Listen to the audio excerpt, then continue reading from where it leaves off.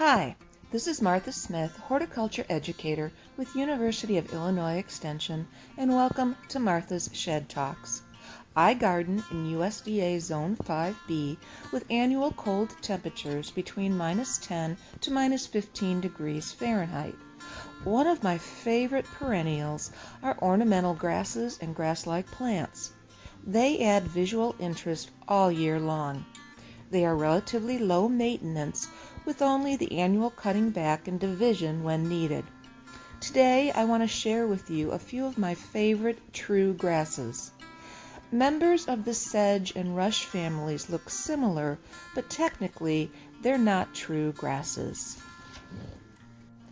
Miscanthus species is by far the most readily available in the trade. However, over the years in certain climates, some of the cultivars can recede and become somewhat invasive. My top 3 all bloom late summer into early fall. Because of this timing, we usually experience frost before the seeds can mature. I have been growing these in my garden for over 20 years, and in my zone they are extremely well behaved. I have never experienced receding.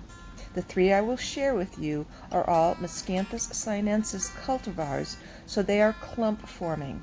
Not at all rhizomatous or spreading as a close relative, Miscanthus saccharophloris, which has stout rhizomes and strongly running habit. Avoid that one. Miscanthus share too many common names, so I prefer to stick to the genus. This is Miscanthus gracilis in my back border, so a very tough spot since it is often neglected, but it performs beautifully. Miscanthus are warm season grasses, meaning they are slow to emerge in the spring, but really kick in growing in late June through August. Warm season grasses bloom in summer to late summer.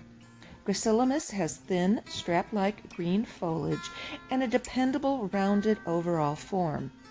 It is among the last to bloom in my garden. The foliage tops off at 6 feet and the copper-red flowers open just above the foliage.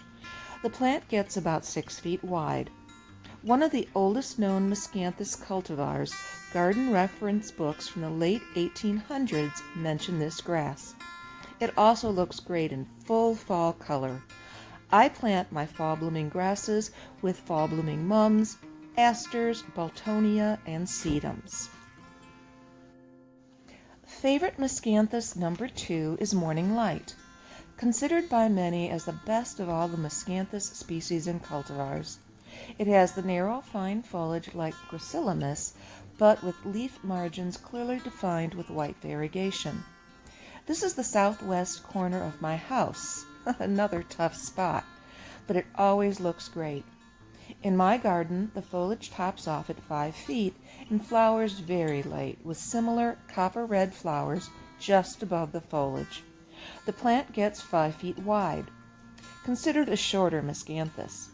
If I can, I like to place these fine textured grasses where they can be backlit by either the morning sun or evening sunlight for a great effect.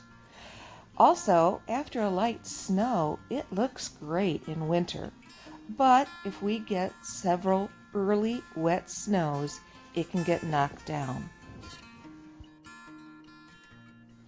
Favorite Miscanthus number 3 is Malapardus, wider foliage and taller than the previous 2.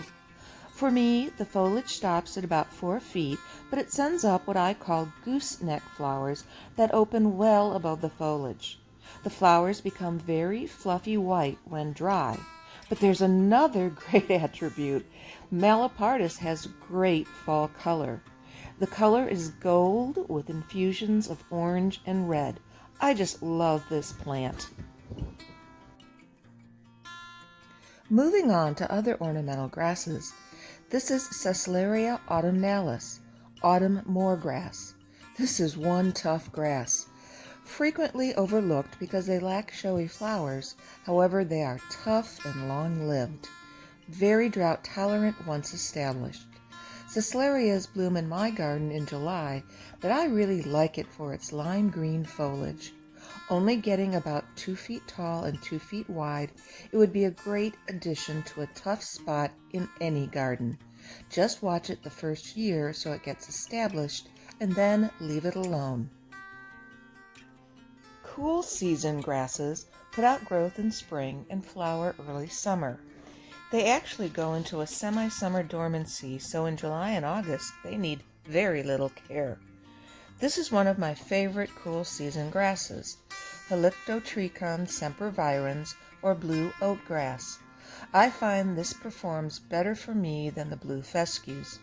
Strictly clump forming, it produces a wonderful tuft of silver blue foliage, and it holds that color all summer.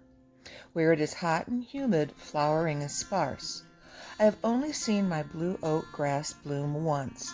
It does prefer a well-drained area. Another favorite of many gardeners and landscapers is Calamagrostis Karl Forster feather reed grass. It's beautiful, versatile, and virtually carefree. It is another cool season grass, so expect deep green, lustrous foliage in the spring. Clump forming and strictly upright, it blooms early summer with loosely feathered, slightly purplish inflorescence. But as summer wears on and heat builds, Karl Forster also enters a pseudo-dormancy, but still keeps on putting on a show. Considered by some to be overplanted in commercial landscapes, well, the reason is simple: very low maintenance, reaching on average 4 to 5 feet tall. This picture was taken on a very hot and humid day just last week, and it looks great. Karl Forster was the 2001 Perennial Plant of the Year. All the grasses I have shared with you do best in full sun. There are so many more I could share, but we'll leave that up to you in your garden travels. Have fun with ornamental grasses and grass-like plants. Here in my head container is actually not a true grass, but rather a New Zealand hair sedge, Carex commons. In my zone, I treat this as an annual, but it is hardy in USDA zones 7 and south. I hope I have enticed you to try ornamental grasses and grass-like plants. They really do add visual interest all year round. This has been Martha Smith, horticulture educator, University of Illinois Extension, and thanks for watching.